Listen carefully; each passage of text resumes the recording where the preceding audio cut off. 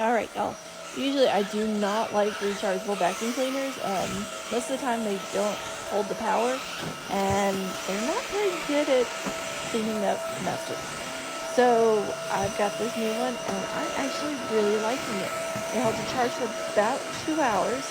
It takes about 3 hours to fully charge it, and it sucks up everything. Like 3 dogs, 3 cats, us coming in and out of the house all the time with dealing with goats and chickens and grass and all that stuff. And yeah, this vacuum cleaner is holding its own in my house.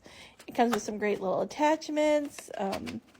You hit the baseboards, which I love. So yeah, you should check into this one. I'm kind of liking it.